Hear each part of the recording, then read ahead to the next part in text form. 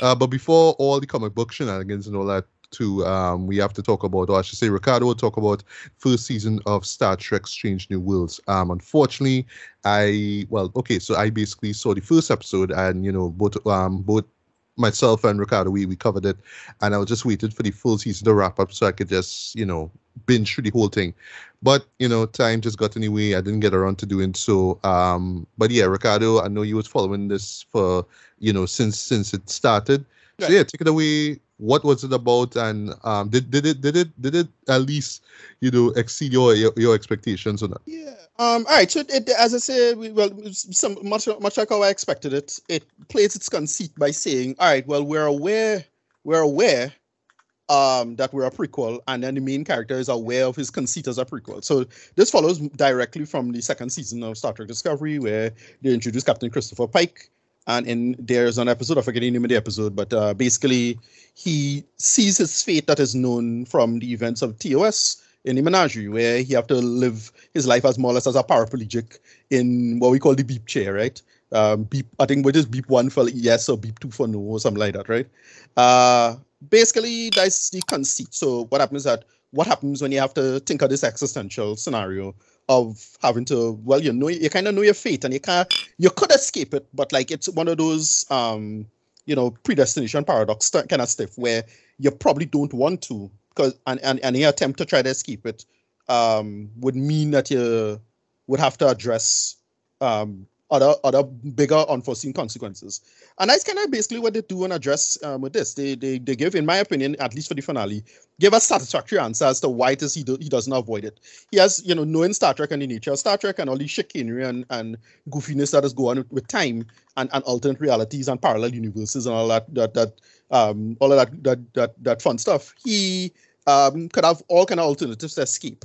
And knowing what we know, why doesn't he, right? Why does this seem to be such a fixed fate of him ending up in the beep chair? And they answer that in the final episode. Throughout the season, we basically get just a bunch of world building character stuff, episode by episode stuff with characters like Mbenga. This is the Black Doctor from Kenya. We have a lot of stuff focusing on Uhura. There's a big thing that's controversial among the fans that happens in the second to last episode. I don't want to say what it is, but it's basically involving my personally favorite new character, and I really didn't like what they did with him. But they did it. So, whatever. How to describe this show? This is the Orville, but well done. It's if the Orville was like actually didn't feel too low effort and too cheap. It's that, right? One of the big problems with the Orville, other than just it ripping off Star Trek and just doing Star Trek, we call it spec scripting, is just feeling low effort and low budget, and I don't really like the acting, and the characterization is kind of terrible on average, in my opinion. Like I really don't like the main character in the Orville and whatnot. So it's like, what if you do that, but actually have it with decent production value and like good actors, and what'll happen?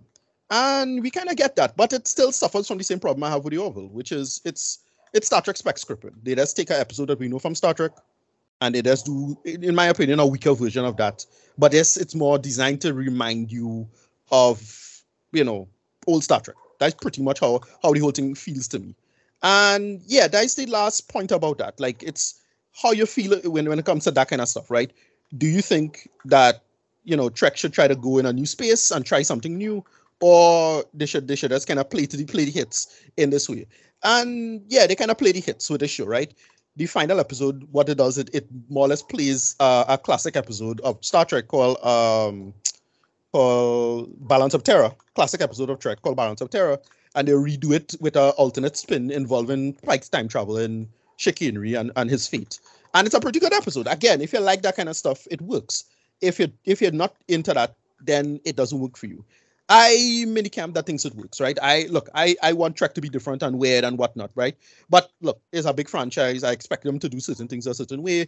If you want strange and new, go to Discovery, right? Discovery trying something different, even though Discovery floundering, it's still at least attempting something different. This show is playing the hits and doing the comfort food stuff. And that's where you get.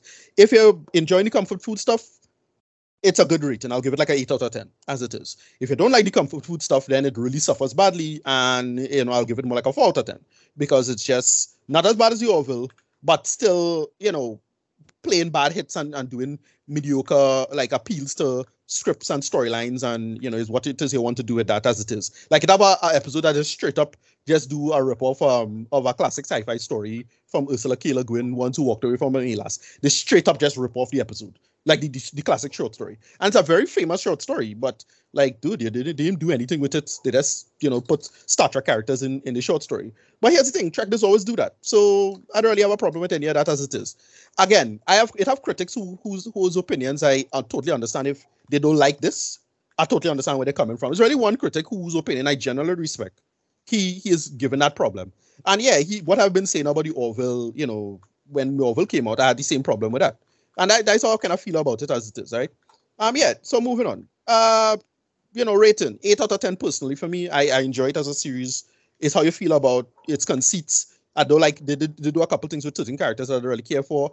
They brought back conceits of characters that I really like and want to see, like, okay, so kind of a spoiler for one episode, but they straight up make reference to Cyborg. If you know who that is, he was the main antagonist of Star Trek 5. I like, what? Cyborg in the series? What? That kind of interesting. Stuff like that. Again, up to you if you're enjoying the appeals to nostalgia in a very blatant way, because that's what they do, right? Again, not as egregious as the Orville, but still have the same problem. And to put it in simplest terms, if the Orville, I call the Orville taxidermy, right? I call the Orville taxidermy for Star Trek. This is more like necromancy for Star Trek, right? Not as obnoxious, but still, there's something, not fitting with it in its conceit. And again, the show still have a lot of wiggle room to do something interesting, but it hasn't done that yet, right? The only thing they have done is really the central conceit involving Pike and his quote unquote fate, right? That's the only thing that is interesting character wise, in my opinion. And that still kind of falls for many people, it falls flat. And I think it kind of falls flat to me too. But it's still satisfactory, right? They introduced the new Kirk. He's not half bad. I mean, about the same as Pike for me. I was never a big fan of Pike. So it's like, whatever. So, sorry, I was saying Pike. Pine. They brought the new Kirk. I forget the actor's name. The new Uhura is okay. They have a new character that they introduce, and then they do something with him, which I hate. But, whatever. We'll talk about that later. The way they do it is that they could easily reverse it, but still, it's Star Trek, so whatever. 8 out of 10. All right, cool. Well, I was about to ask basically how the Star Trek fans responded, but you pretty much hinted at the response, more or less kind of divided, I guess. Well, no, most Star Trek fans, at least the ones I follow, they like it because again, a lot of Star Trek fans want the comfort food, right? This is what they want, right? And if they just do a basic attempt at kind of squaring certain things, is not a big problem, for them at least, at least from my perspective. But it have a handful of people who like people like me, people who's like, and not people like me so much because like, yeah, I kind of don't really mind so much they do something the way they do it. But like, look, I was a big fan of Star Trek Deep Space Nine, and Deep Space Nine was like the one that really like shake up stuff and do stuff real weird, and that was the show that people was hating on back then. And the only show that doing that now is Prodigy kind of, and then Star Trek Discovery. Again, Star Trek Discovery, for all its problems, it's actually trying something new and interesting for the most part, right? I don't think it's doing that particularly well, but it there's an attempt. But Prodigy just playing the hits, and it's up to you if you like the hits or not. And they're not really doing the hits or trying anything brand new. But I like it for what it is. It's fine. For first season, it's perfectly fine. I don't have a problem with any of it because it's it's good execution. Once you have good actors and good special effects and production value, stuff like that don't bother me too much. That one of the problems with Orville is that it's just looking cheap and shitty. That's my problem. Anyway, that's all.